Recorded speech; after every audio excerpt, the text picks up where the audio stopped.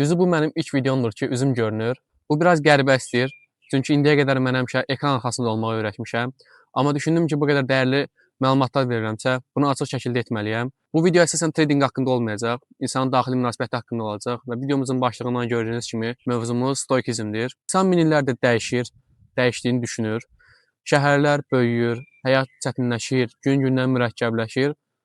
Amma insan daxilində baş verənlər əsasən illərdir eyni qalır. Qorxu, itirməkdən qorxmaq, risk etməmək, bir nəticəyə həddən artıq bağlanmaq, kontrol etmək bağımlılığı kimi nüanslar illərdir insanda dəyişməz olaraq qalır.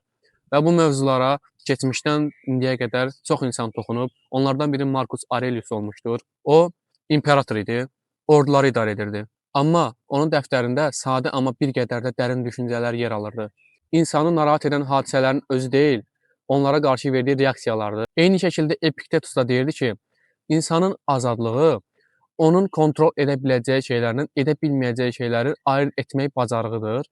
Yəni bu əslində sadə səslənə bilər, amma kifayət qədər dərin bir mənaya sahibdir. Çünki insanların əksəriyyəti bu fikri tam əksinə yaşayır. Kontrol edə bilməyəcəkləri şeylər haqqında çox cəhd edirlər, onu düzəltməyə çalışırlar, amma kontrol edə bilmədiklərinə görə həmişə məğlubiyyətə uğrayırlar və bu məğlubiyyət üzərindən öz xəyallarından, öz istəklərindən əl çəkirlər. Və bunun nəticəsində həmin insanlar daimi olaraq daxili gərginlik yaşayırlar. Seneca isə bunu biraz daha fərqli şəkildə ifadə edirdi. O deyirdi ki, insanı daha çox narahat edən, ona daha çox təsir edən hadisələrin özü deyil, hadisələrə əvvəldən öz beynində qurduğu senarilər, gözləntilər daha çox təsir edir. Burada fərq çox incədir. Stoikizmin əsas ideyası budur ki, sənin həyatında həmişə hər şey rast gətirə bilməz, hər şey yaxşı ola bilməz, həmişə də olmayacaq. Bəzən sən hər şey düzgün edəcəksən, amma alınmayacaq. Bəzən hər şey planlı olacaq, amma yenə də olmayacaq. Bəzən isə sən bir şey düzgün etməyəcəksən, böyük bir səhvin olacaq, amma istədiyinə nail olacaqsan. Bu sənin zəif olmağın deyil, bu reallığın işləyişidir. İnsanların çoxunun hər gün ətrafda, sosial mediada, görüşlərdə, söhbətdə həyatdan yorulmuşam kimi istifadə etdiyi sözlər əsasən onların kontrol edə bilmədiyi şeylər üzərindəki uğraşlarıdır. Stoikizm isə bizə onu öyrədir ki, kontrol edə bilmədiyin şeylərə görə uğraşma.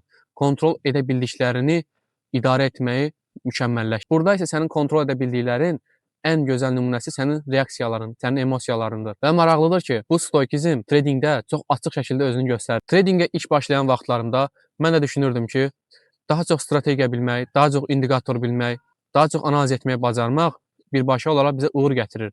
Amma zaman keçdikcə gördüm ki, nə o indikatorlar, nə o strategiyalar heç birisi əsas deyil. Əsas olan mənim düşüncələrimdir. Nəsə bir səhvim olduqda artıq səhvi mən chartlarda axtarmıram. Çünki səhv mənim özümdə olur. Qeyd etdiyim kimi səhv mənim özümdə olurdu. Mən bir nəticəyə çox bağlanırdım. Yəni bir əməliyyatım stop olduqda həyatımı qaralara bağlayır, bir əməliyyatım take profit olduqda sevincdən uçurdum sanki. Bununla yanaşı tradingdə sənin kontrol edə bilməyəcəyin şeylər də var və bunların əsas göstəriciləri ani volatillik, xəbərlər və digər traderların, digər iştirakçıların qərarları. Amma eyni zamanda sənin idarə edə biləcəyin şeylər də var. Sənin reaksiyan, sənin risk menecmentin, sənin planın, sənin qayda qanun, sənin disiplinin. Təsəvvür elə ki, sən bir əməliyyat açmısan və əməliyyatda hər şey tam disiplinə uyğundur. Risk menecmentin doğrudur, planına sadiq qalmısan, bütün analizin strategiyana uyğundur, amma əməliyyat gedib stop loss olur. Burada stoik düşüncədən kənar, düzgün trade mindsetinə sahib olmayan insanlar belə olduqda hər şey düzgün etdim, amma olmadı deyərək bu işin düzgün olmadığını, bu işin uğurlu olmadığını, gələcəyi olmadığını düşünürlər. Amma stop olmaq tradingin çox təbii bir hissəsidir. Bunu qəbul etməklə çox çətinlik çəkirlər. Əsas məsələ sənin bu hadisəyə olan reaksiyandır. Sən bu hadisəyə çox şəxsi yanaşsan, bir dəfəlik nəticəyə bağlansan, belə olan halda sən uçuruma doğru gedirsən. Amma sən bir hadisə yox, ümumi plana sadiq qal. Quş baxışı baxmağı öyrən. Belə olan halda sən çox ayrı bir düşüncəyə sahib olacaqsan. Çünki tradingdə bir gün bazar səni hüsrana uğratdıqda, bir gün bazar yaxşı olmadıqda, 5 gün, 10 gün, 20 gün ard-arda, yaxud bir gün olmadığı halda səhəri gün çox yaxşı fürsətlər, çox yaxşı price action ola bilər. Yəni burada əsas olan odur ki, Epiktetus'un dediyi kimi baş verən hadisələr yox, sənin o baş verəcək hadisələri əvvəldən yaratdığın senarilər səni daha çox hüsrana uğradır. Stop loss bu günün nəticəsidir. Amma sən ona verdiyin reaksiyan gələcəyin nəticəsi olacaq. Bu mənim ilk facecam videom oldu. Düşündüm ki, al-sat mövzusu ilə yox, daha çox dərin fikirlərlə bu kanalı idarə etməyə davam edeyim. Və bununla yanaşı stoikizmi həyatımıza bir parça halına gətirdikdən sonra həyatımızda nələr dəyişər? Burada bizdə birinci dəyişən o olacaq ki, daxili sükut. Sən artıq həyatında baş verən hər hansı bir şanssız olan hadisəyə reaksiya vermək məcburiyyətində hiss etmirsən özünü. Belə olan halda sən çox yaxşı daxili sükut tapırsan, mental stabillik qazanırsan. İkinci dəyişən şey qərarlarının keyfiyyətidir. Sən artıq baş verən hadisələr reaksiyanı necə idarə edəcəyini bildiyin üçün sən artıq emosiyaları azaltmış olursan. Belə olan halda rasionallıq maksimum həddə çatır.